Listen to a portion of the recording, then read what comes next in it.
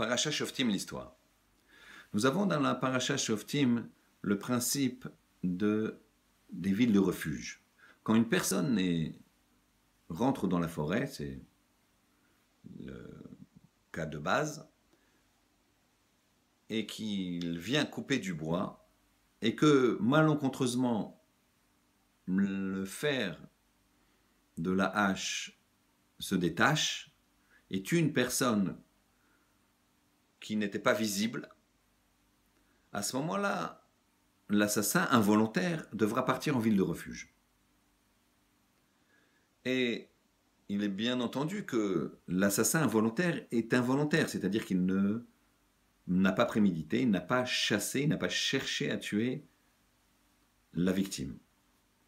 Et sur ce terme, le passouk de la paracha, de notre paracha, nous dit « Vacher lo tzada » et il ne l'a pas chassé. « Ve'elokim inaliyado » mais voici qu'Hachem l'a mis dans sa main « Ve'samti lach » et il lui a « Et j'ai fait pour toi une ville de refuge ». Alors ici, le Harizal nous dit la chose suivante.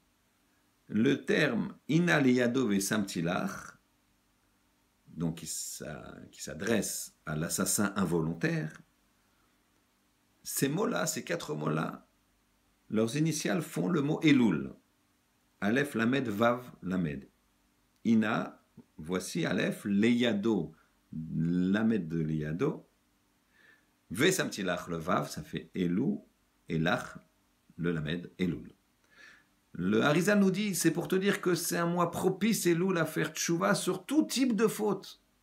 Et même les fautes que tu n'as pas fait de façon volontaire. Les fautes involontaires qu'on appelle Beshogeg. Comme cette personne-là qui a tué sans faire exprès. Et qui va partir en ville de refuge. Mais, à l'instar de ce qu'on a dit dans le Shiur, nous avons parfois des situations qui nous semblent étonnantes. Et on a des questions.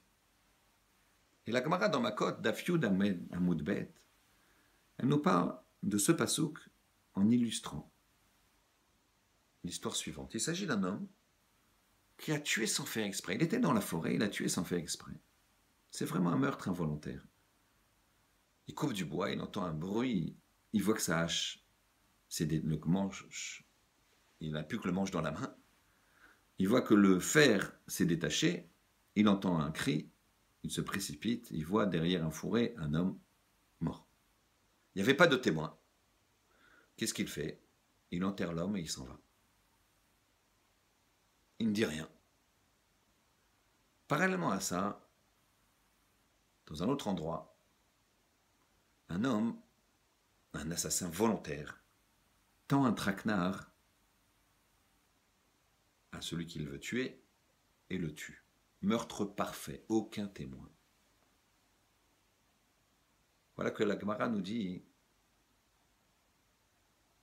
Akadosh Baruch Hu fait quoi?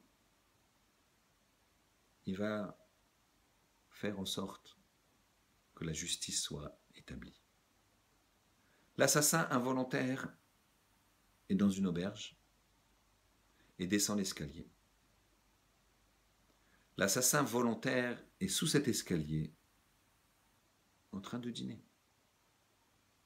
L'assassin involontaire qui doit partir en galoute, lui, il glisse et il tombe sur l'assassin volontaire et le tue, lui brise la nuque. Finalement, là, il y a des témoins et l'assassin involontaire va partir en galoute. L'assassin volontaire, lui, qui était chayav mita, qui était passible de la peine de mort, va être tué. Si on regarde juste cette histoire dans l'auberge, alors on penserait que c'est tout à fait injuste. Quand on connaît ce qui s'est passé avant, que l'assassin involontaire devait partir en galoute, en ville de refuge, et que l'assassin volontaire devait être exécuté, alors on voit bien la main d'Hachem. Shoftim veshoterim, les jugements, attention, de ne pas s'égarer en jugeant avec notre propre esprit. C'est celui de la Torah. Et après, quand tu es bloqué même par la Torah, tu sais plus, tu comprends pas pourquoi elle te dit des choses qui te semblent assez incroyables, comme Edim Zomemim qu'on a vu dans le Shiur. Eh bien, c'est comme ça. La Emouna commence, la foi, elle commence là où l'intelligence s'arrête. La justice d'Hachem est parfaite. Hachem Tzadik Veyachar, il nous demande juste de nous rapprocher de nous, de lui, et de retrouver notre essence, notre vrai jugement, pour faire une vraie teshuva. Shabbat shalom.